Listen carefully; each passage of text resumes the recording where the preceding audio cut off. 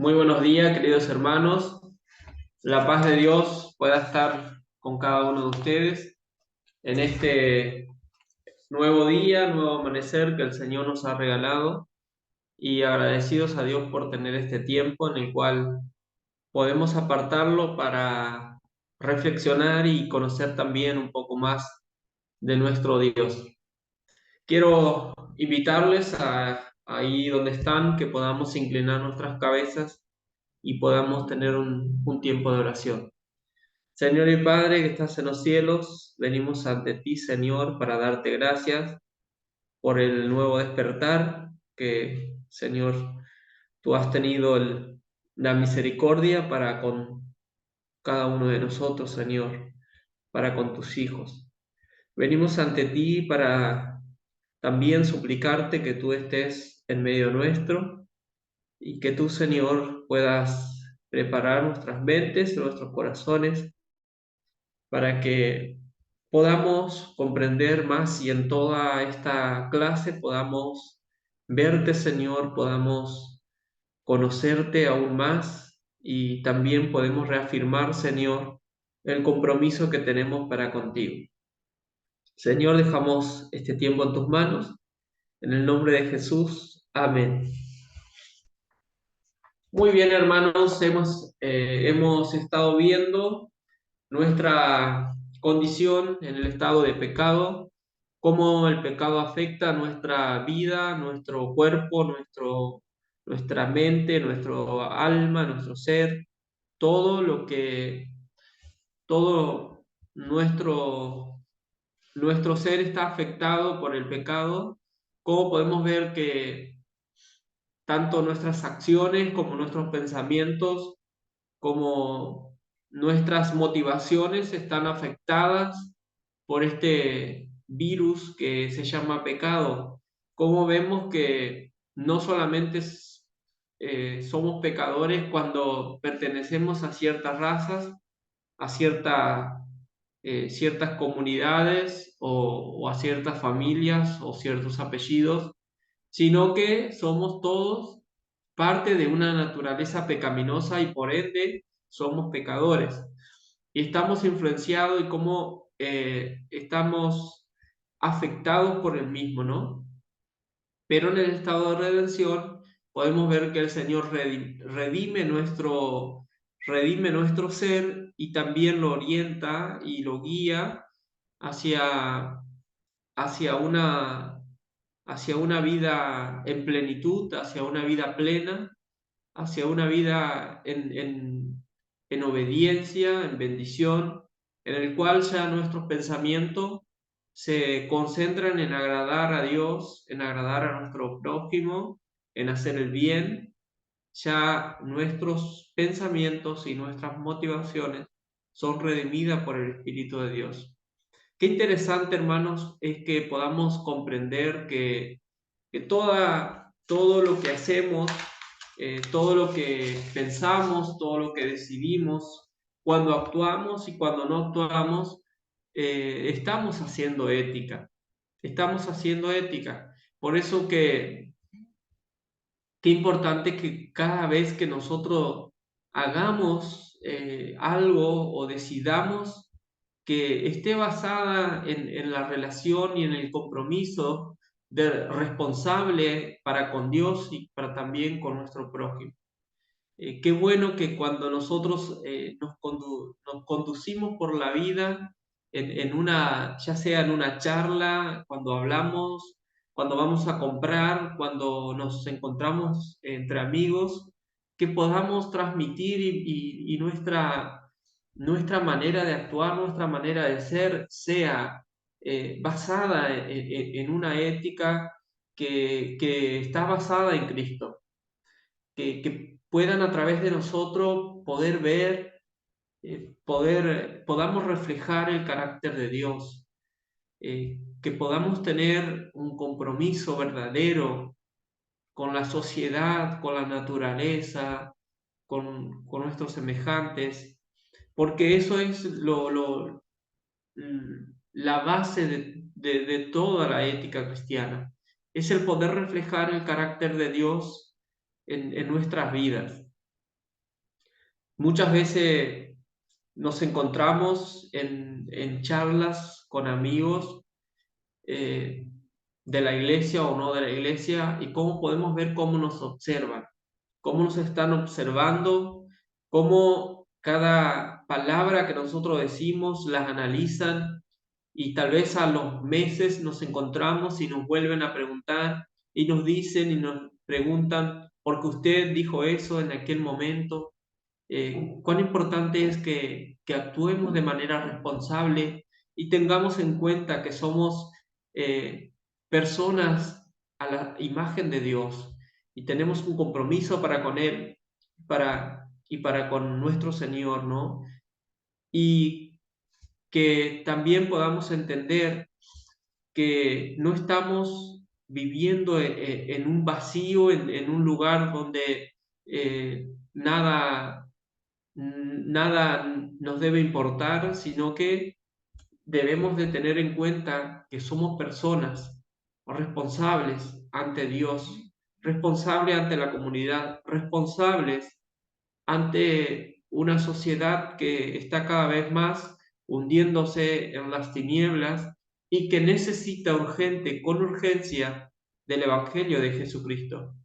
Es por eso que les animo a que podamos buscar más, que podamos conocer más, que podamos investigar, que podamos reflexionar cada día de cómo debemos hacer la ética, cómo debemos conducirnos y qué importante es que en cada cosa que hagamos, lo hagamos para Dios, lo tengamos presente a Dios, lo incluyamos en nuestra vida, porque eso es lo que nos va a dar la plenitud, eso es lo que nos va a permitir también vivir una vida en comunión con Él. Lo importante es la profundidad, que la espiritualidad sea parte de nuestra vida, que la espiritualidad pueda llegar a todo nuestro ser, que podamos abrirle nuestro corazón a Dios para que Él pueda transformar todo nuestro ser. Muchas veces nos excluimos o nos aislamos porque tenemos cosas en nuestro corazón que no queremos que nadie llegue ahí y eso nos limita en el relacionarnos con las demás personas.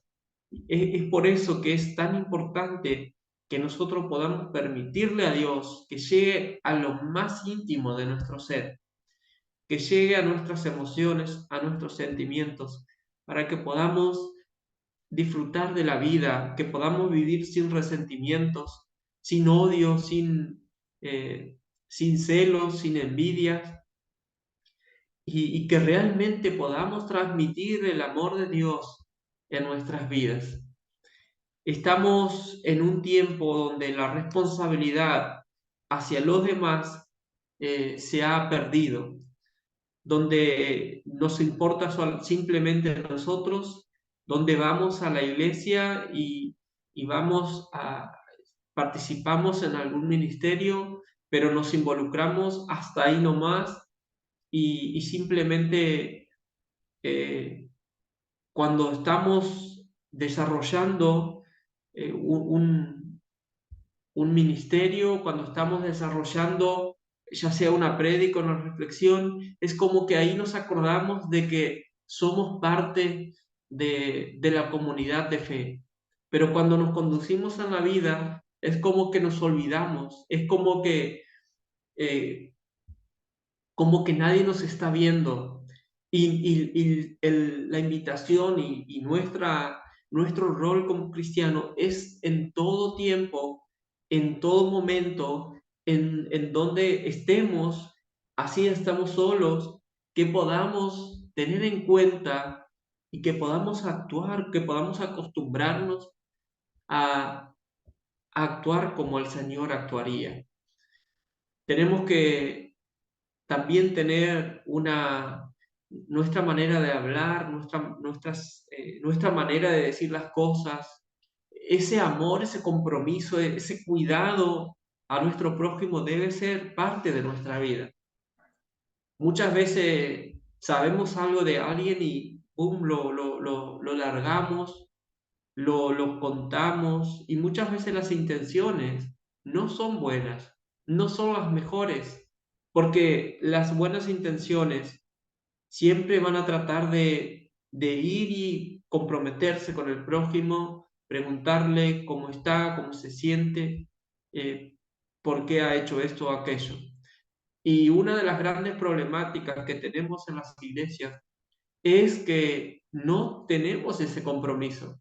Es que sabemos algo de alguien y vamos y lo largamos, lo chismeamos, lo hablamos y, y es un problema porque muchas veces hay que analizar el ambiente en el cual estamos, en el momento, en las reuniones, cuando estamos con otro hermano. Tenemos que cuidar eso, tenemos que ser responsables con nuestro prójimo. Tenemos que ver, es necesario decirlo, es necesario que lo comente. ¿Será que suma esto que voy a decir? ¿Será que Jesús estaría de acuerdo? ¿Será que va en relación al amor hacia mi prójimo? ¿Será que estoy amando con esto que voy a hacer, que voy a decir? ¿Será que estoy amando a mi prójimo como el Señor realmente quiere que lo amamos? Y tenemos que hacernos todas estas preguntas y analizar y reflexionar en profundidad. No vamos a ser menos si sabemos cosas de nuestro hermano y las tenemos en nuestro corazón. No tenemos que por qué salir a despellejar o a desnudar a nuestro prójimo. Simplemente debemos actuar con misericordia, con amor, con mansedumbre, porque eso es el todo del cristiano. Eso es el todo de la ética cristiana, es el compromiso para con Dios y para con nuestro prójimo. Vamos a compartir la pantalla, a ver cómo había que ir por acá.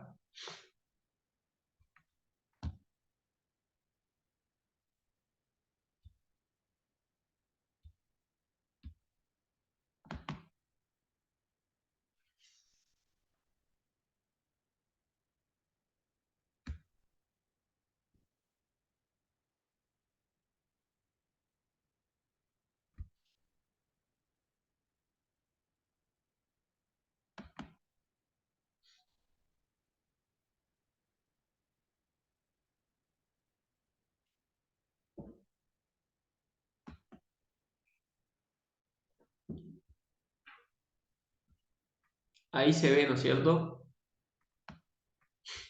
Sí, hermano. Gracias.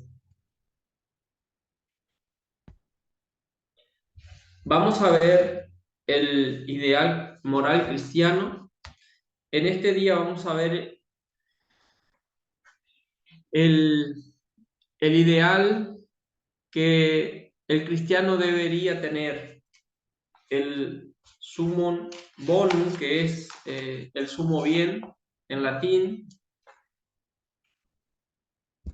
el ideal máximo que nos debe motivar a nosotros, que como cristianos debemos tener, que como cristianos debemos intentar alcanzar, debemos trabajar y procurar, y todo lo que hagamos sea para, para alcanzar este ideal que el Señor nos ha planteado.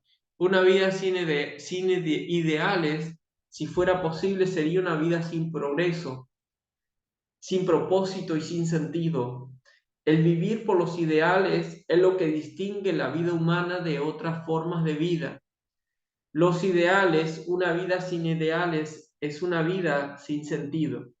Si no tenemos un ideal a alcanzar, es como que vivimos en un mundo sin una motivación, sin un propósito, como que no tiene sentido la vida. Por eso es importante que nosotros podamos identificar como cristianos cuál es nuestro ideal a seguir, cuál es nuestro ideal a alcanzar.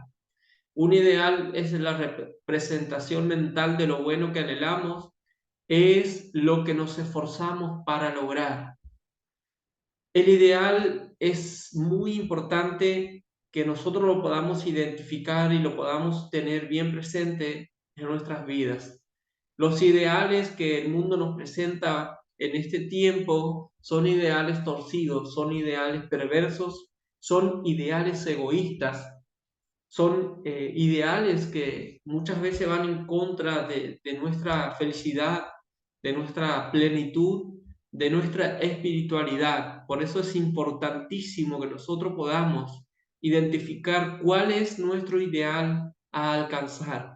Cada vida humana contiene un verdadero complejo de ideales, pero los fines menores, las metas y los ideales pequeños están subordinados a la relación de un ideal único, grande y que incluye todo. Este sublime ideal que cada persona inteligente tiene es su principal, el ideal de su vida, el bien más alto, concreto o teórico. Es decir, todos nosotros nos conducimos por la vida, vivimos, trabajamos, hacemos esto o aquello para alcanzar un ideal, para alcanzar algo, aquello que anhelamos para nuestra vida, por lo cual nos esforzamos y luchamos y hacemos pequeñas acciones, pequeñas cosas y todo es para alcanzar ese ideal. Por ejemplo, cuando nos cuando vamos a formar una familia, cuando pensamos en el hogar, cuando pensamos en, en nuestros hijos, cómo nosotros nos esforzamos para alcanzar, para trabajar de a pequeñas cositas para lograr, por ejemplo, tener nuestra casa. Nuestro ideal es alcanzar la casa, alcanzar, poder tener un hogar para nuestra familia. Y para alcanzar eso hacemos pequeñas cosas día a día que van sumando para alcanzar ese bien que tanto anhelamos. De la misma manera, como cristianos, eh, tenemos también un ideal a seguir, pero tenemos que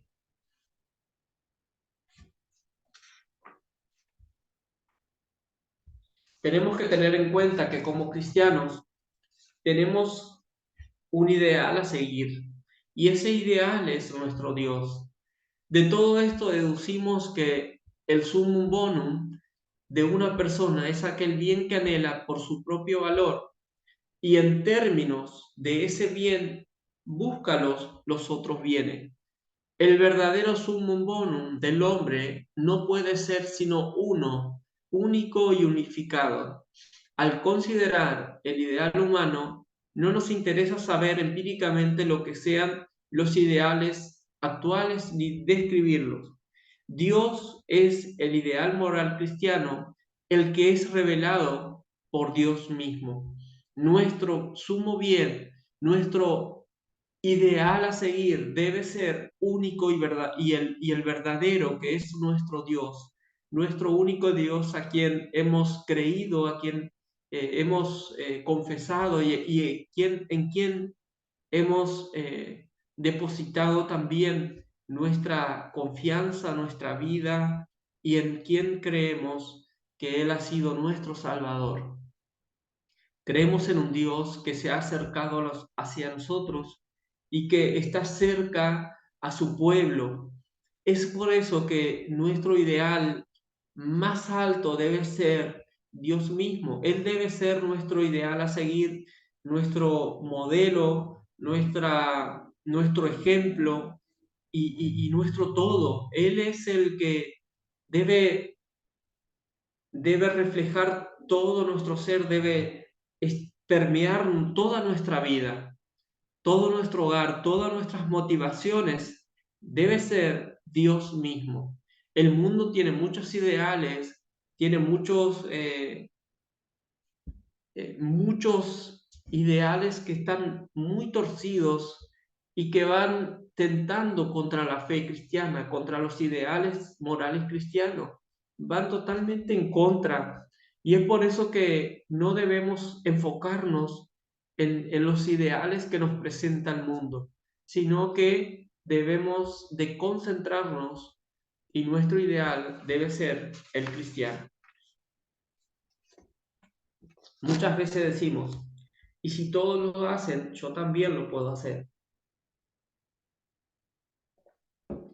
Y nuestra motivación debe ser, si el Señor está de acuerdo, si el Señor lo cree, lo permite, si el Señor estaría de su agrado que haga esto o aquello, lo puedo hacer. Que nuestro Dios sea el todo en nuestra vida. Vamos a ver el ideal moral en el Antiguo Testamento, según el Antiguo Testamento. Y aquí podemos ver cómo Dios no es un Dios que se ha escondido, sino que es un Dios que se ha revelado a la humanidad, que se ha revelado a su pueblo. Dice, Yahvé es el nombre que Dios dio a su pueblo para que éste le pudiera invocar. Es el nombre del Dios que se revela, que se hace conocido y por él cual se relaciona con su pueblo, por el cual se relaciona con su pueblo. Esta verdad básica y revelada determina todo lo que sigue implícito en esta verdad. Está el íntimo, inseparable nexo entre la religión y la oralidad. Es la característica más notable de toda la ética bíblica. Podemos ver un Dios que ha revelado su identidad, que ha revelado su nombre, que Él se ha dado a conocer, que Él se ha hecho presente en la vida de su pueblo, en la vida de sus hijos, se reveló de muchas maneras, se reveló a Moisés, se reveló con Adán y Eva, se reveló a Abraham, podemos ver con Isaac, con Jacob, podemos ver cómo el Señor se ha revelado, se ha comprometido, nos ha transmitido su identidad, nos ha transmitido sus propósitos, sus proyectos, sus planes. El Señor no es alguien que está escondido, que está ajeno y que se ha desentendido de nosotros, sino que el Señor, nuestro Dios, Yahvé, nuestro único Dios verdadero, nuestro Padre, se ha revelado a nosotros y lo hemos podido conocer. Podemos ver que los griegos tenían muchos dioses y uno de ellos tenía lo identificaban como el Dios no conocido. Y cómo podemos ver que tenían muchos dioses, inclusive al Dios que no conocían. Pero podemos ver acá a nuestro Dios que se ha manifestado, que se ha revelado, que no se esconde y que se ha comprometido, que ha hecho milagros, que ha defendido, que ha llevado adelante su plan. Ese Dios, nuestro Dios, no es un Dios escondido, no es un Dios que está indiferente a su comunidad, a su pueblo, sino que es un Dios que se ha acercado a nosotros, que se ha revelado. Una segunda verdad básica y fundamental de la ética veterotestamentaria está inseparablemente ligada con la primera.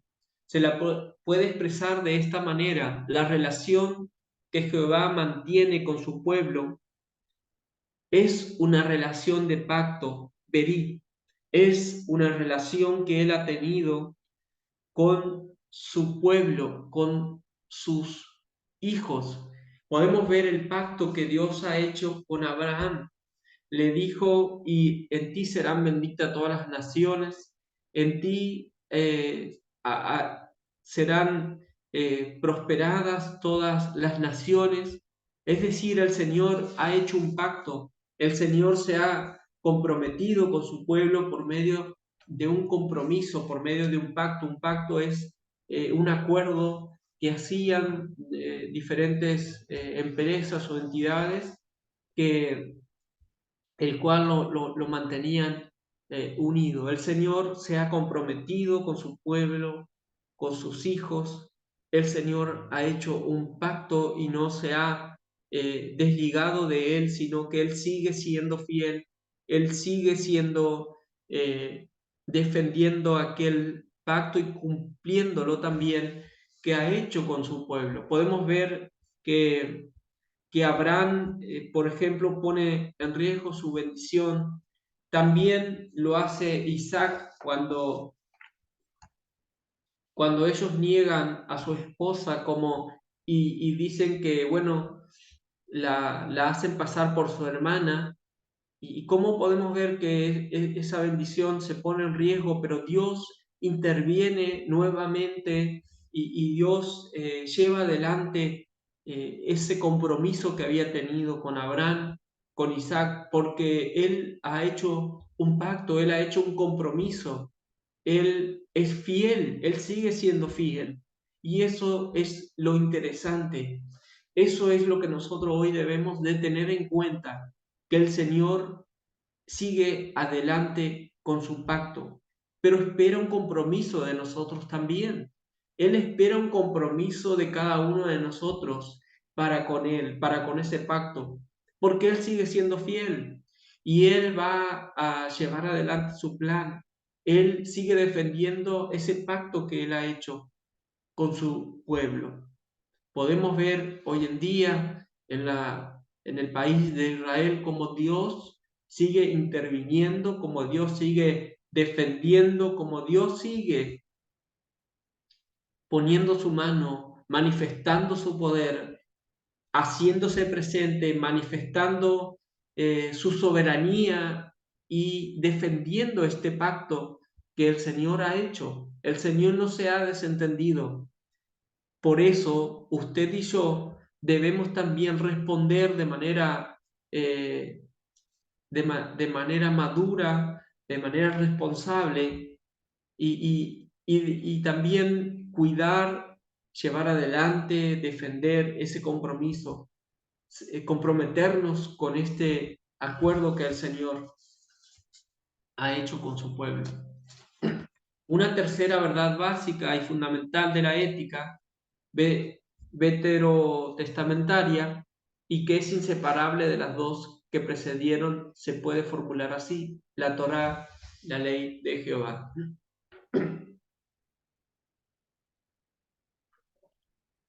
Debemos tener en cuenta que Dios ha declarado su voluntad, el principio de vida.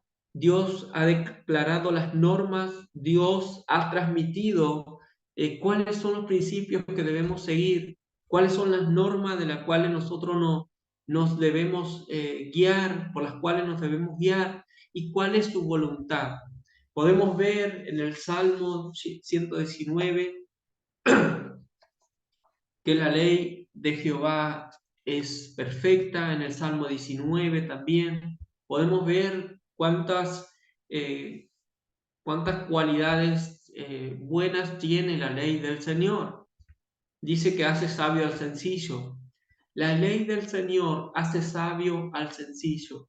Es una luz a la palabra, es una luz al caminar del cristiano, es una luz que alumbra nuestro camino, es una luz que nos guía y nos orienta en la vida. Tus mandamientos son perfectos, dice el salmista, tus mandamientos son especiales, tus mandamientos son los que le dan vida a mi vida, los que le dan sentido. ¿Cómo limpiará al joven su camino? Dice el Salmo 119, versículo 9. Con guardar tu palabra, con guardar tus normas, con dejarme guiar por tu enseñanza, por tu voluntad. Es importante que podamos nosotros también poder mirar a la ley de Jehová, a las normas, que Él ha establecido para que nuestra ética no sea una ética irresponsable, guiada por mis sentimientos, por lo que yo estoy sintiendo, sino que sea guiada por la voluntad de Dios. Y eso es importantísimo, que nosotros podamos conocer la voluntad de Dios, que nosotros podamos conocer la ley del Señor, porque hay sabiduría, porque hay esperanza, porque hay paz, porque hay consuelo, porque hay luz, hay herramientas, hay consejos prácticos para el desarrollo de nuestra vida, para el eh, para el buen funcionamiento del hogar, de la familia, de la sociedad. Si nos dejáramos guiar como sociedad por la ley del Señor, sería esto un paraíso. En el día de ayer estuve charlando, tenemos buena relación con una persona que él eh, es ingeniero y él se declara ateo, pero está atravesando por una enfermedad y no sabe lo que tiene y está un poco preocupado. Entonces le digo, y él lo reconoce, te falta algo, te falta adquirir sabiduría, te falta adquirir esperanza, te falta algo en tu interior que tú no lo puedes lograr con todo el dinero, con todos los argumentos, con la ciencia no lo puedes llenar, porque estamos separados de la plenitud de la vida, estamos necesitando de Dios. Así que le compartí una Biblia y la va a leer porque dice, es verdad, tengo conocimiento de todo, pero no tengo conocimiento de, de la historia, del propósito de vida del ser humano, de cuál es la realidad, por qué ciertas cosas, por qué no. Entonces es interesante que nosotros podamos tener en cuenta esto. El mundo está sufriendo, las personas están sufriendo, la familia, los hogares, los niños están sufriendo atrocidades porque desconocen la ley del Señor. Y usted y yo la tenemos a nuestra mano y no le damos valor, no nos interiorizamos en la palabra de Dios, no buscamos de ella, nuestras decisiones están basadas en nuestra realidad, no profundizamos, no conocemos la voluntad de Dios, por eso es que muchas veces nos metemos en problemas y más problemas por desconocer a veces la voluntad de Dios. Es una verdad fundamental para la ética. Es una verdad que no la podemos negar porque el Señor ha declarado, ha revelado su voluntad para nuestro bien, para el bien de sus hijos. Los principios morales del Antiguo Testamento reflejan la voluntad de Dios para la vida práctica del conjunto de la humanidad. El Creador conoce a sus criaturas, en particular al ser humano creado a su imagen y semejanza. Conoce mejor que nadie la clase de vida moral que le conviene para que pueda desarrollarse en plenitud humana. ¿Quién más que Dios puede conocer, puede saber y tiene el manual perfecto para nuestra vida, para nuestra convivencia, para que nosotros alcancemos la plenitud, si no es Él que nos ha creado? Él es el creador y Él es quien tiene el manual perfecto para nuestra vida, para alcanzar la plenitud. Podemos ver que muchas veces se pone en cuestionamiento si Dios lo dijo, ¿por qué tiene que ser así? ¿Por qué si Dios ha determinado así, será que es así? ¿Será que no? Y si Dios ha dicho otra cosa, ¿será que si hubiera dicho que matar es bueno, sería correcto? Y son especulaciones que el ser humano hace y plantea también. Pero podemos ver que la voluntad de Dios es perfecta, es buena, es agradable y que su voluntad siempre es para nuestro bien. Lo que pasa es que como seres humanos caídos, la ley nos causa rechazo, nos cuesta someternos a un Dios creador y obedecer sus normas. Nos pasa en todas las áreas de nuestra vida.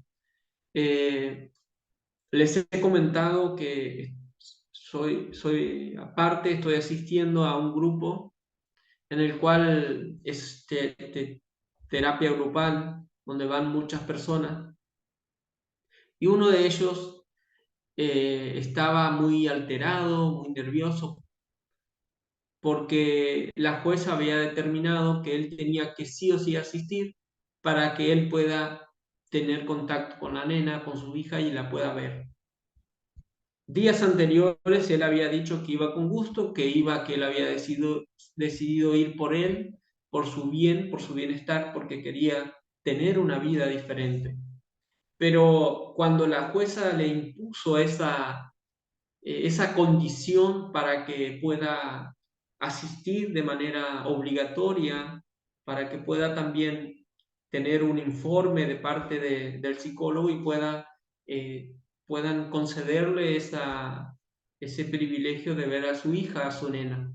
Él estaba muy alterado, muy nervioso, muy molesto, porque tenía que responder a una imposición que le habían puesto. ¿Cómo es el ser humano?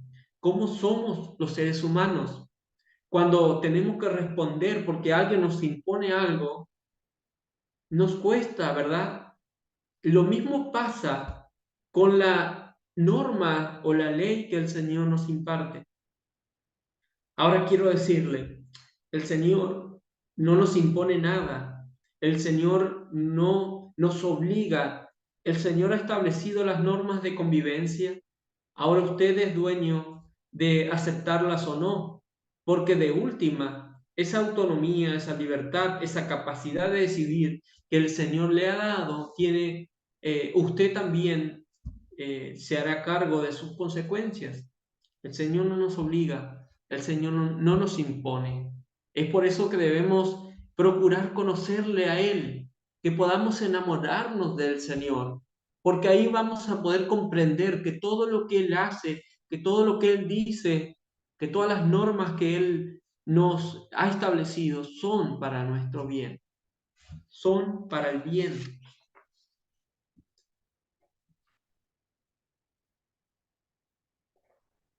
El principio de responsabilidad, el hombre respondente y responsable. El hombre responde para con Dios. Tenemos que responder y tenemos que ser responsables. La Biblia desarrolla ante el hombre el principio de responsabilidad. En primer lugar, somos responsables ante Dios, quien nos llama. ¿Dónde estás tú? Eh, tenemos esta cita en Génesis 3:9, donde el Señor le hace esta pregunta retórica a Adán y le dice, ¿dónde estás tú? Él sabía dónde estaba, pero ¿dónde estás? El Señor nos sigue preguntando hoy, ¿dónde estás tú? Es una, es una pregunta que el Señor sabe dónde estamos, pero en esa capacidad, en esa libertad que el Señor nos ha dado, nos da a elegir y nos da ese privilegio de nosotros poder tomar decisiones. ¿Por qué cuando estamos en problemas? ¿Por qué cuando estamos caminando en falso? ¿Por qué nos alejamos de Dios? ¿Por qué nos alejamos del pastor? ¿Por qué nos alejamos de las personas y nos aislamos y nos escondemos, sabiendo que ahí nos hundimos más y más en nuestra miseria y nuestra vida espiritual cada vez va más en decadencia? ¿Dónde estás tú? La pregunta sigue vigente. ¿Dónde estás? Si estás atravesando momentos de, de pecado, momentos de angustia, momentos de dudas, de dolor, de tristeza, momentos en los cuales estás viendo que te estás hundiendo, quiero animarte a que puedas salir así como hizo Adán. Aquí estoy, sal de ese escondite, ve al pastor, ve a un hermano, cuéntale tu dolor, cuéntale tu lado más oscuro de tu ser y que puedan estar orando por ti. No te escondas, no te escondas porque te va a llevar a la ruina y te va a llevar a una vida de miseria, una vida separada de Dios. Es una vida sin ideales, es una vida sin sentido. En segundo lugar, somos responsables ante el hombre y lo somos también ante Dios. ¿Dónde está Abel tu hermano? Podemos ver en Génesis 4:9. Dios dice a cada hombre, ¿eres tú responsable de tu hermano? Esa pregunta sigue aún siendo la pregunta que Dios nos sigue haciendo a cada uno de nosotros. ¿Dónde está tu hermano? ¿Dónde está tu prójimo? ¿Dónde está? Y tú y yo podemos decir, es que ¿acaso yo soy responsable de mi hermano? ¿Acaso yo tengo que velar por él? ¿Acaso yo tengo que andar involucrándome en sus decisiones tan malas que él, por sus decisiones, él ha caído en esa realidad? ¿Acaso yo soy responsable? Esa pregunta Dios aún la sigue haciendo. Y usted y yo, con tranquilidad lo digo, de mi parte, en primer lugar, que mi respuesta sigue siendo la misma que la de Caín. ¿Acaso yo soy responsable de mi hermano? Allá él, yo me hago cargo de mí y mi hermano que se arregle. Debemos de tener en cuenta que somos responsables ante Dios y ante nuestro prójimo. Amor y responsabilidad. La responsabilidad es uno de los nombres del amor, puesto que es una de sus manifestaciones prácticas. El amor no es un sentimiento fugaz, impulsivo y un impulso fugaz aún, sino un compromiso de la voluntad a favor del otro, que implica la decisión de responsabilizarme de él como si fuera yo mismo. Qué, eh, qué compromiso, ¿verdad? Es una responsabilidad de amar a mi prójimo como a mí mismo. Es una responsabilidad para con Dios, para con mi prójimo, para con la comunidad de fe, en la cual no tiene que ser un sentimiento así fugaz de que yo me siento bien con tal persona, con mi amigo, con mi amiga, y bueno, voy a estar para él, sino que tiene que ir más allá de eso. Tenemos que amar y ser responsables con el prójimo. No dice si te cae bien o si no, sino con todos como si fuéramos nosotros mismos. También tenemos que tener responsabilidad y gracia. Si entendemos el decálogo y el principio de responsabilidad como ley, reducimos su contenido a una forma de moralidad que viviremos entre la angustia y la frustración. Toda lectura del Antiguo Testamento debe hacerse desde Cristo y en el Espíritu. La invocación de la invocación de la autoridad de la Biblia sin la dependencia del Espíritu nos arrastra a la servidumbre de la letra y la decepción moral. Tenemos que entender que la ley sin el Espíritu es, eh, es vacía, es seca, no tiene vida en sí mismo, sino que debemos verla a la ley como una guía, como una luz que alumbra nuestro caminar, pero nuestra relación debe ser con el Señor. No debe ser una práctica externa, una práctica que demostramos si no lo sentimos. Y acá volvemos a esa verdad de la cual hablábamos, de que podamos ser sinceros con nosotros mismos y que no hagamos nada por apariencias, por obligación, por querer quedar bien con alguien, sino que cada punto de la ley que nosotros practiquemos pueda ser el resultado de una relación íntima y profunda desde el amor con Cristo, que Él sea quien nos motive a poder llevar adelante las normas de esta ley. Si nosotros nos esforzamos por guardar esto, por guardar aquello, muchas veces estamos concentrados si esto es pecado, si no, si lo hacemos, si no lo hacemos, y llega la decepción moral, porque nos esforzamos y finalmente nunca alcanzamos, nunca logramos a cumplir con todo lo que realmente el Señor nos ha pedido. Y entonces llega la frustración moral y decimos, no lo podemos alcanzar. Claro que no lo podemos alcanzar. Pero cuando hay un cuerpo, un ser, cuando todo nuestro ser está redimido por el Espíritu de Dios, está redimido por Cristo Jesús, nuestra, nuestra responsabilidad ante la ley va a ser de manera natural, nos va a salir va a ser un estilo de vida, aún en nuestros hogares, cuando nadie nos ve de manera responsable para con nuestro Dios. Es por eso que es interesante y es urgente la espiritualidad desde lo más profundo de nuestro ser.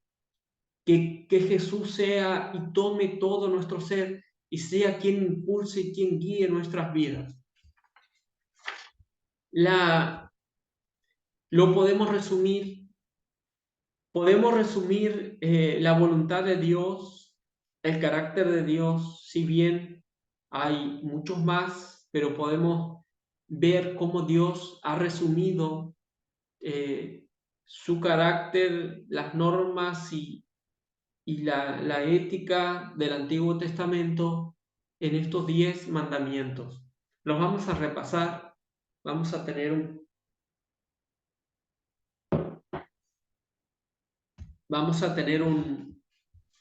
breve repaso de todo esto. Dice, los 10 mandamientos los encontramos en Éxodo 1 al 17. La imagen de Dios. El decálogo puede estudiarse desde diversas perspectivas complementarias. De hecho, puede entenderse no solo como un código de conducta humana, sino como un retrato del carácter de Dios. La imagen de Dios. Los estándares que espera de su pueblo están inevitablemente unidos en la trama de los 10 mandamientos. Los 10 mandamientos apuntan al amor como la actitud correcta del hombre hacia Dios y a la confianza como una expresión concreta de ese amor. Si nos regimos o nos guiamos por nuestros estándares, podemos decir yo soy re bueno, yo soy perfecto, yo soy justo, yo no soy pecador, yo estoy bien con Dios, conmigo mismo, realmente estoy en paz porque porque me considero una persona buena, mi conciencia hasta ahora no me ha atormentado, no me ha dicho algo distinto, y es por eso que dentro de mis estándares yo soy una persona justa para con Dios, pero los estándares de Dios son muy distintos a los nuestros. Los estándares de Dios dice que todos estamos excluidos de la gloria de Dios, todos hemos pecado y todos estamos ajenos a hacer su voluntad. A todos nos cuesta hacer su voluntad y es por eso que el Señor refleja sus estándares dentro de estos 10 mandamientos. El primer mandamiento: no tendrás dioses ajenos delante de mí. La idolatría es el pecado de transferir la confianza que debe descansar solo en Dios a una criatura. Nuestra confianza debe descansar solo en Dios y no en una criatura. ¿Por qué? Porque muchas veces nuestra confianza está depositada en una criatura, en algo que nosotros hemos creado, en algo que nosotros hemos hecho con nuestras manos, y, y no solo es el ser soberano, sino que es algo a lo que nosotros vamos y le rendimos culto o agradecimiento. Recuerdo hace unos años atrás, en nuestra congregación teníamos un matrimonio jovencito.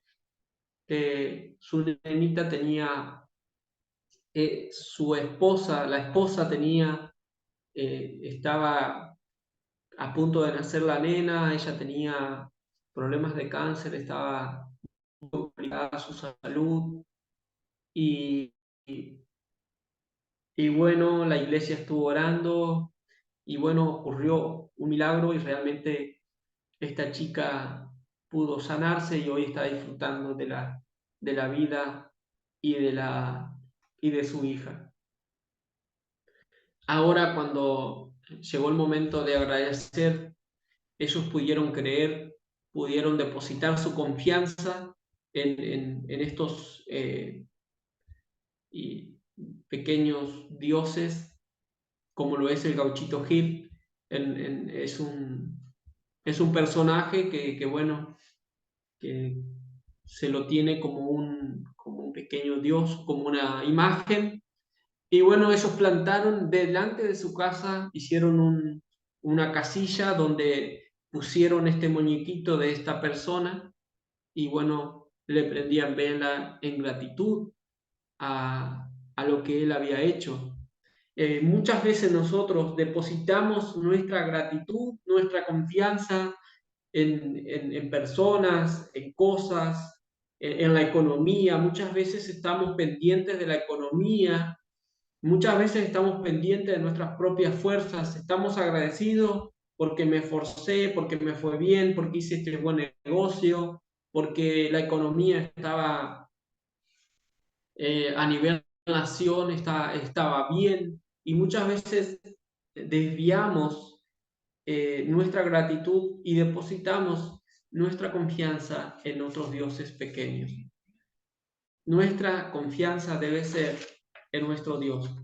Segundo mandamiento dice: no te harás imagen. El segundo mandamiento advierte contra cualquier imagen equivocada de adorarle. Dios advierte contra las imágenes, hay que liberarse de ellas porque son obra de las manos del hombre, marcadas por las mismas limitaciones de su autor. Si están referidas a Dios, pareciera que intentan atrapar a Dios, limitar en alguna manera su libertad y soberanía. Si están referidos a cualquier otra realidad, son una expresión total, fatal de confianza, porque cuando se desplomen esas realidades imperfectas, nos arrastrarán en su caída. Muchas veces podemos arrodillarnos delante de ciertas imágenes.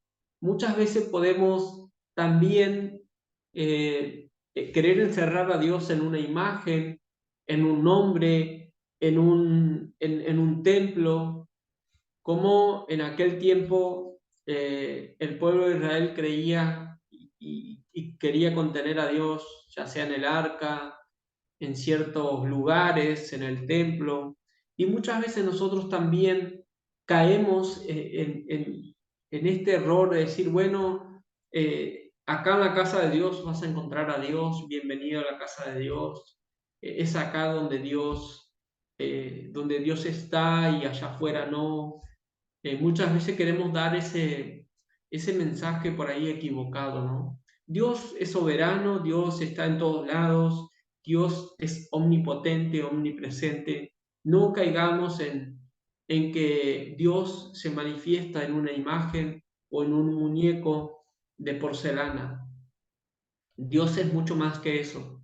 Muchas veces decimos, es que si oras así, si dices esto, si dices aquello, Dios está en compromiso de responderte porque tú has hecho una oración de tal o de una u otra forma y podemos ver que queremos muchas veces achicar a Dios o limitarlo a una simple oración o una simple imagen o a un simple lugar. Dios está en todos lados, Dios es imponente, Dios es Dios. No lo hagamos pequeño, no lo querramos encerrar en un lugar, en un objeto, porque Dios es soberano. Tercer mandamiento dice, no tomarás el nombre de Dios en vano. Las implicaciones de este mandato van más allá de la advertencia contra la blasfemia y apuntas a la vanidad de un culto superficial. Dios no se conforma con ciertos sacrificios formales. Es un Dios santo que espera una vida moral justa.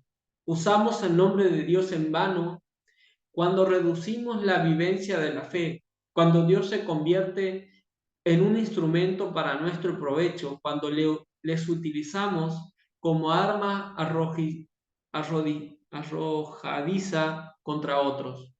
Utilizamos el nombre de Dios en vano cuando en nombre de su voluntad nos entregamos a lo que atenta contra su voluntad y como resultado deshonramos la reputación de Dios ante los demás. ¿Cuántas veces vamos con la Biblia golpeando a uno y a otro en nombre de Dios? ¿Cuántas veces como cristianos no estamos dispuestos a vivir, a tener una vivencia de fe genuina? Y muchas veces decimos, es que tú si no vienes a la iglesia te vas a ir al infierno y comenzamos a decir un montón de cosas y después decimos es que ya va a venir el juicio y te vas a dar cuenta y vas a reconocer quién era Dios. Y muchas veces en nuestra vida como cristianos dejamos mucho que desear. Y muchas veces esa imagen que proyectan hacia nosotros mismos es la imagen que se hacen de Dios. Es por eso que no tomemos el nombre de Dios en vano. Seamos responsables, seamos cristianos que viven la fe, que tienen una fe auténtica, una fe genuina y que vivimos realmente lo que predicamos y decimos. Una de las principales cosas que debemos tener es que lo que predicamos, que lo que creemos, lo podamos vivir en nuestra vida.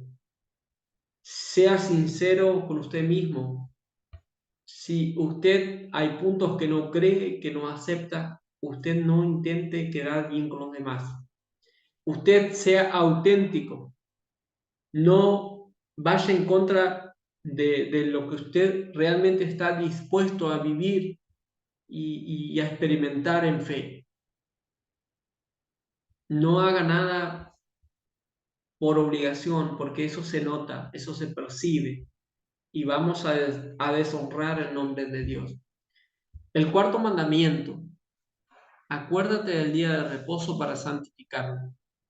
El Shabbat no procura el descanso físico o mental por sí mismo, se trata del reposo que restablece una armonía completa de la persona con Dios, con sus semejantes, consigo misma y con la naturaleza. El Shabbat es el día de la tregua en la batalla humana con el mundo.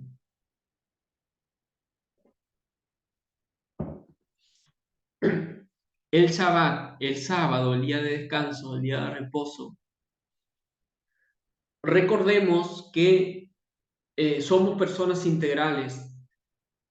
Tenemos cuerpo físico, mente, alma, ser. Somos personas que todo nuestro ser está unido y que necesitamos eh, procurar atender todas las áreas de nuestra vida. Es por eso que dice, no solamente el descanso físico, sino el descanso mental también. Me ha pasado que muchas veces descanso el sábado, pero mi mente no descansa, sigue y sigue y sigue. Está preocupado porque va a llover, porque no he terminado tal trabajo y necesito terminarlo, porque va a llover y me va a arruinar y así podemos maquinarnos cosas.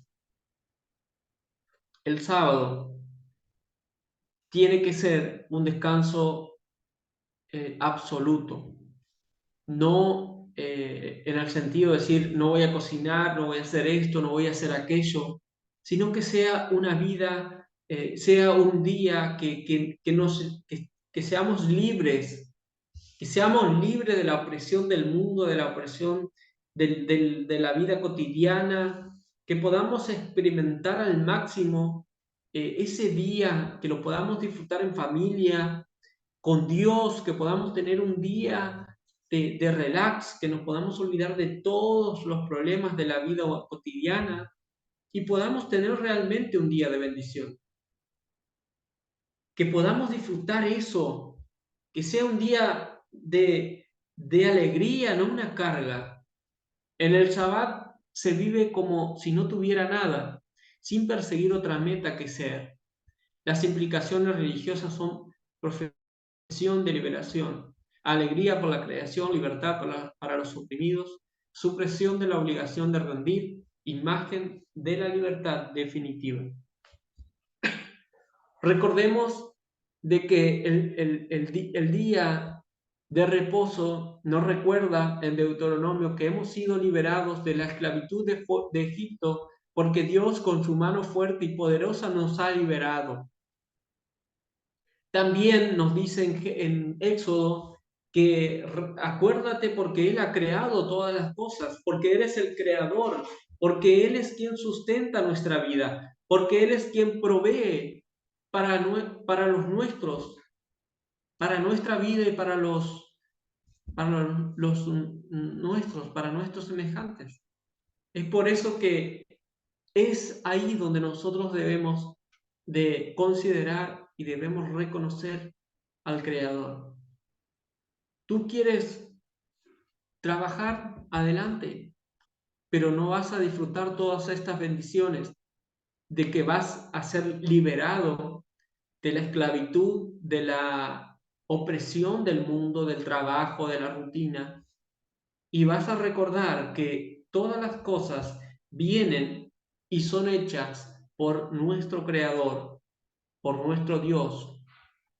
Él es quien provee, Él es quien se acerca a nosotros en este día y podemos ser libres de la opresión. Podemos desprender como si no tuviéramos nada y podemos sentir al Shabbat como una delicia.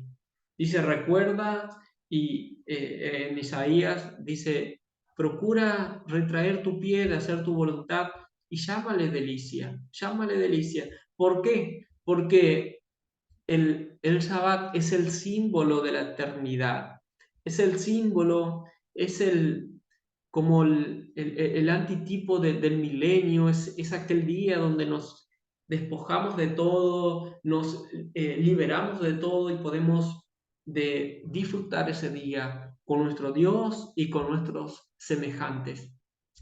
Es una delicia.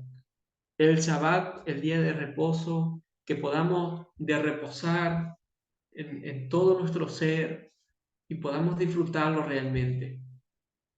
Que sea una bendición para nuestras vidas. Recuerda que aún queda un reposo. Recuerda que aún el Señor tiene un reposo.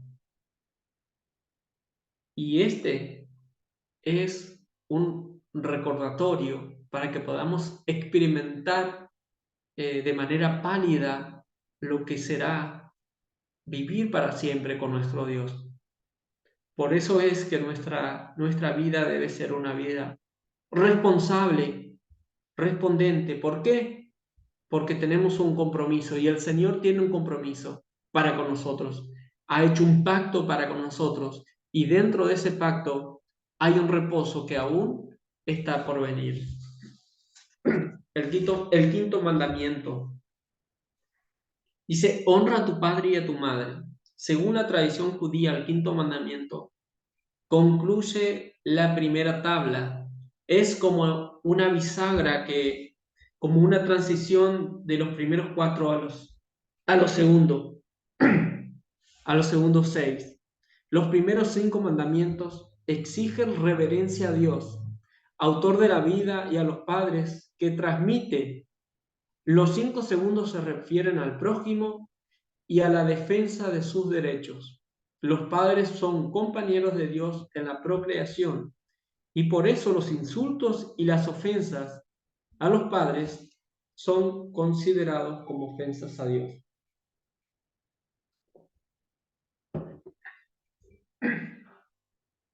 Debemos tener en cuenta que el Señor nos ha dejado esta responsabilidad de honrar a nuestros padres. No porque sean buenos, no si son buenos, si nos caen bien, no si han sido buenos con nosotros, perdón, sino que nuestra misión o nuestra responsabilidad para con ellos es honrarles. Y créanme que esta parte es muy difícil. Todos tenemos algún momento en que tenemos algún choquecito con nuestros padres. En lo personal no me es fácil honrar a mis padres. Es muy difícil. eh, Muchas veces hemos chocado. En mi infancia ellos estaban en otro lugar, en otra ciudad, y yo por cuestiones de la escuela me quedaba con mis abuelos, con mis tíos, y no tuve así una vivencia o unas experiencias muy lindas para con ellos, y entonces me cuesta muchísimo honrar a mis padres. Pero he tenido que confrontarme a mí mismo, he tenido que trabajar en mi corazón y reconocer de que ellos son mis progenitores y que honrándolos a ellos también estoy cumpliendo y estoy honrando a nuestro Dios porque Él así lo permitió, y también estoy de alguna manera, es un mandamiento que también tiene promesa. Esto es muy difícil, hermanos. No sé su realidad, no sé cómo fue su vivencia, cómo fue su experiencia, pero quedan muchas veces, he pastoreado también muchas dolencias para con los padres, pero quieres honra de tus hijos, quieres que tus hijos te honren,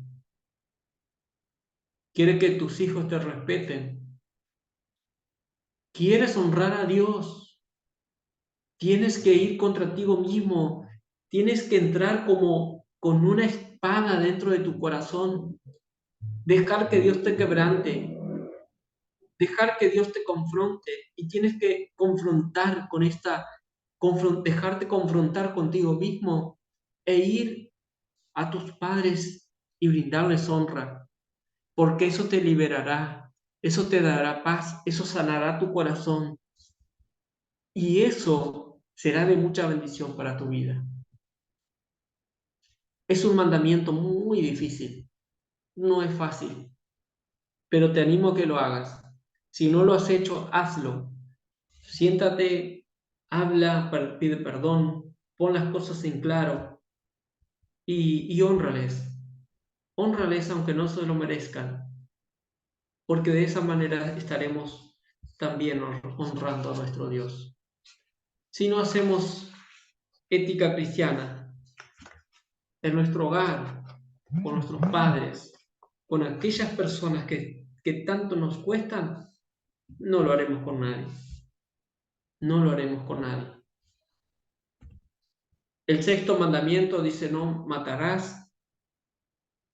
En nuestro mundo la vida se arrebata a seres de cualquier edad, de toda condición, de múltiples maneras. El temor de Dios es escaso y por ello escasea también el respeto por la vida del prójimo. Las raíces de la violencia contra semejante no están en problemas socioculturales ni pueden reducirse a una cuestión de instinto más o menos primarios. La vida habla con rotundidad del pecado como causa más profunda. El pecado destruye, el hombre ha afectado dos lazos básicos de amor, el que le une con Dios, condenado en el primer mandamiento, y el que le une con el prójimo, condenado en el sexto mandamiento. Podemos ver que el corazón humano sigue siendo el mismo de aquel tiempo. Caín mató a su hermano. Hoy día sigue pasando exactamente lo mismo. Hoy nuestro corazón sigue siendo el mismo corazón de aquel primer hombre, de aquellos primeros hermanos. Caín mató a su hermano por envidia, por odio, por celos, y ese corazón, ese mismo corazón, sigue siendo el mismo en nosotros. Muchas veces queremos disimular la envidia, los celos, la codicia, lo queremos disimular, pero todos los seres humanos, unos se manifiesta más, otros menos, pero todos nosotros traemos el pecado en nuestra sangre. Y todos nosotros tenemos envidia, tenemos celos, tenemos codicia, tenemos un montón de cosas negativas que van matando y que van afectando y tentando con nuestro prójimo. Todos nosotros tenemos el mismo corazón de Caín. Todos nosotros estamos condenados por el pecado. Y es por eso que tenemos que reflexionar sobre la vida de nuestro prójimo. ¿Cuántas veces matamos a nuestro prójimo con nuestras palabras, con nuestras actitudes, con nuestros chismes? ¿Cuántas veces destruimos a nuestro hermano? Sigue siendo nuestro prójimo. El séptimo mandamiento dice: no cometerás adulterio. Dios ha creado el cuerpo y el placer. Esta es una llamada a la responsabilidad en cuanto a la vivencia de su sexualidad, de la reivindicación del cuerpo y de la prevención contra toda clase de impureza, de la responsabilidad en suma. Podemos, muchas veces caemos en las ideas o los ideales de algunos filósofos que decían que la sexualidad era pecado, que el cuerpo había que castigarlo, había que hacerlo sufrir, porque era pecaminoso. Y muchas veces caemos en eso. El placer está puesto por Dios, nuestro cuerpo, todo nuestro ser, el Señor lo ha creado y está puesto por Él para que nosotros lo disfrutemos. Ahora tiene que ser bajo los lineamientos que el Señor nos ha dejado. No es la sexualidad darle rienda suelta a mi cuerpo y hacer lo que quiera, sino que tiene que darse dentro del matrimonio. Es la relación con una persona, no con muchas. Y dentro del matrimonio tiene que haber pureza, tiene que haber responsabilidad, tiene que haber seriedad, tiene que haber ese amor ágape hacia la otra persona. El adulterio no solamente se comete con la práctica física del acto, sino también en nuestra mente.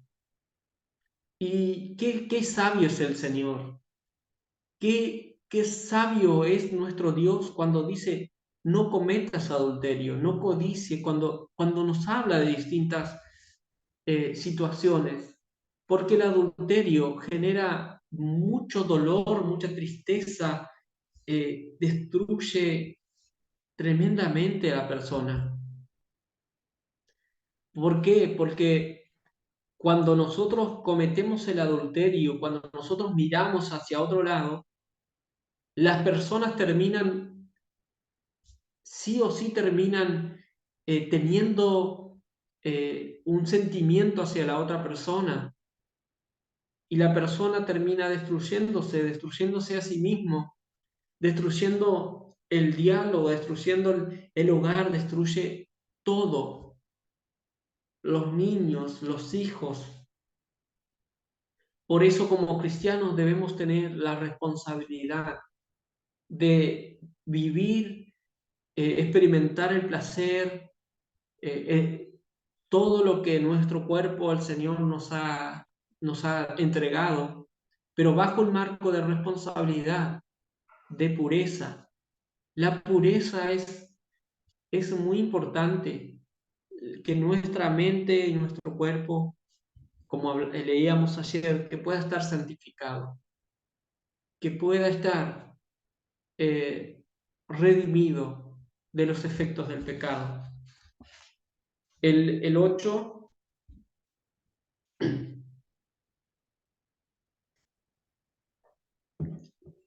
vamos a leer, es propio del paganismo platónico el maniqueísmo que pretende reducir al hombre a puro espíritu y el cuerpo a sepulcro del alma. La enseñanza bíblica es bien distinta. El hombre no solo tiene cuerpo, sino que es un cuerpo, es un ser sexuado. El cuerpo nos lleva a experiencia del mundo en que vivimos y nos abre al encuentro con otros. El octavo mandamiento, no hurtarás. El mandamiento prohíbe el robo grosero, es el robo armado, el robo agresivo, pero también el robo sutil. Es necesario que nos abstengamos tanto de rapiñas violentas como de engaños y sutilezas. También el abuso de poder de la autoridad estatal o empresarial es puesto en entredicho. Todos estos son pecados contra Dios y contra el prójimo, porque cierran el corazón al uno y a los otros. La declaración bíblica es radical y opuesta. Solo Dios es dueño absoluta de toda propiedad. Podemos ver cómo Dios dice que de Él es la tierra y toda su plenitud. Es Dios quien hace al hombre dueño relativo de las cosas, siempre bajo su voluntad última. Los bienes que tenemos pertenecen a Dios. Somos responsables de su uso como sus mayordomos. No hurtar de agresivo y mucho menos hurtar cuando somos sutiles, cuando sabemos que estamos robando horas, cuando sabemos que le estamos robando, ha trabajado por tanto y le pagamos menos, cuando vamos al mecánico y pagamos, eh, y no le ponen al repuesto, cuando trabajamos con materiales, no quedarnos con ese poco de material, porque no está bueno. Tenemos que liberarnos de todas esas cosas, ser personas libres, responsables, y fieles mayordomos, fieles cristianos. Debemos ser fieles en todo lo que nosotros tengamos a la mano, en todo lo que Dios nos permita trabajar como fieles, como mayordomos, seamos fieles, porque en lo poco has sido fiel, sobre mucho te pondré. Noveno mandamiento dice: no hablarás contra tu prójimo falso testimonio. La mentira y la difamación son denunciadas en la ley. La justicia de los tribunales dependía en la medida del testimonio de 2 o 3 testigos, al punto que su intervención podía condenar a un acusado. La enseñanza de Dios condena la mentira en todas sus variantes: la calumnia, el juicio ligero, cualquier forma de falsedad. La verdad quiere encontrar acogida en el hombre en términos de respuesta personal que involucre toda su vida. Esto significa ser leales, sinceros, auténticos y honestos con nosotros mismos y con Dios y con el prójimo. Recordemos que en aquel tiempo un falso testimonio podía llevar a la muerte a una persona. Hoy un falso testimonio puede llevar también a la muerte espiritual de una persona. Podemos destruir a personas por nuestra manera de hablar de manera irresponsable. En este sentido debemos ser responsables y honestos, siempre ir con la verdad, y a veces no es necesario decir la verdad. Simplemente callarnos es mejor. Tener la verdad no significa que tenemos que ir publicándola por todos lados. También callarnos es parte de ser honesto. 10º mandamiento: no codiciarás. Este mandamiento denuncia la disposición interna que hay detrás de esas acciones. Las advertencias contra la codicia son constantes en las Escrituras. El amor al dinero es raíz de todos los males. Cuando anida en el corazón se convierte en su señor, y nadie puede servir a 2 señores. Su dominio es dominio de muerte, no es de vida. La Biblia advierte que la verdadera riqueza no consiste en tener más cosas, sino en necesitar menos y desarrollar una mentalidad de contentamiento. Qué importante es que podamos no solamente estar agradecidos, sino que ser agradecidos. Que podamos ser agradecidos y podamos vivir agradecidos en gratitud a nuestro Dios, y podamos tener contentamiento con lo que Dios nos ha dado. ¿Saben por qué? Dios es, debemos entenderlo, debemos aceptarlo y debemos pensarlo de la siguiente manera. ¿Cómo te sientes cuando tú codicias?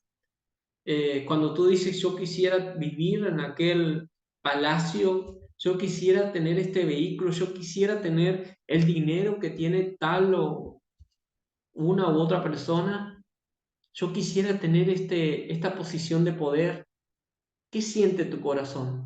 ¿Qué siente tu corazón cuando tú estás queriendo, deseando algo que otro tiene? Es feo, un sentimiento feo. Y eso te quita de poder estar agradecido y poder disfrutar lo que tú tienes. Es por eso que evita la codicia. Estar agradecido con lo que Dios te ha dado.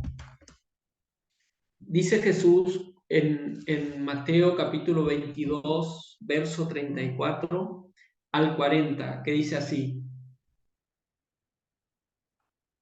el mandamiento más importante. Los fariseos se reunieron al oír que Jesús había hecho callar a los saduceos. Uno de ellos, experto en la ley, le tendió una trampa con esta pregunta: Maestro, ¿cuál es el mandamiento más importante de la ley? Ama al Señor tu Dios con todo tu corazón, con todo tu ser y con toda tu mente. Le respondió Jesús: este es el primero y el más importante de los mandamientos. El segundo se parece a tu prójimo, a este, ama a tu prójimo como a ti mismo. De estos dos mandamientos dependen toda la ley y los profetas. Podemos ver que de estos dos mandamientos se desprende toda la ley y todos los profetas. Son dos principios importantísimos que no debemos de pasar por alto. Recordamos que en nuestra condición como humanos tenemos dignidad, tenemos integridad, tenemos unicidad, tenemos valor, tenemos autoestima. Cuando nuestra relación para con Dios está afectada, está dañada, en este caso el pecado, cuando nuestra relación no es una relación íntima y profunda para con Dios, todas estas cuestiones están afectadas. Cuando nosotros estamos afectados y nos comenzamos a mirar de manera teñida o pálida o nos miramos desde las manchas, podemos ver que no nos estamos amando realmente como debemos amarnos y no nos estamos amando como Dios nos ama. Tampoco podremos amar a nuestro prójimo. Por eso que siempre, muchas veces queremos bajar al otro, queremos tirarle barro, queremos hablar del otro y muchas veces no lo estamos amando como realmente nos debemos amar. Es por eso que es importante que nosotros podamos amarnos a nosotros mismos, podamos sanar esa ruptura y lograr esa alianza perfecta y profunda a través de Jesús para que para que nuestro valor, nuestra autoestima, nuestra dignidad sea reconciliada con Dios, sea restaurada y podamos de esa manera amarnos realmente de una manera sana, no tampoco ser egocéntrico ni narcisista, sino que nos podamos amar como Dios nos ama y que podamos amar de manera saludable y de esa manera vamos a poder amar a nuestro prójimo. Vamos a poder brindar palabras de aliento, palabras de bendición, vamos a poder brindar contención, vamos a poder ser de bendición. Qué lindo es cuando llegamos a alguien y tiene la predisposición de escucharnos, de darnos una palabra, poner paño frío si es necesario, cuando son pacificadores, cuando miran de manera objetiva y no siempre quieren tener la razón. Qué bueno es eso. Y eso lo podemos lograr cuando nosotros logremos esa relación íntima para con Dios, nos podamos amar como Él nos ama y de esa manera vamos a poder amar a nuestro prójimo. De esa manera vamos a hacer una buena ética cristiana, una buena, vamos a tener un buen carácter semejante al de nuestro Dios. Es importante, es necesario, como cristianos lo necesitamos, es como el principio o la fuente de cual se desprende toda la ley, toda la convivencia humana, el desarrollo de la sociedad debería desprenderse de estos principios básicos y fundamentales que debemos aplicarlos y tenerlos presentes en nuestra vida.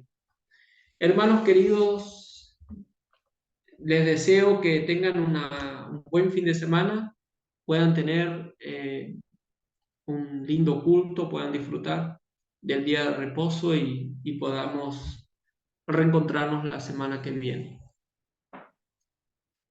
¿Alguna pregunta, algún comentario? Y si no, ya vamos a ir cerrando.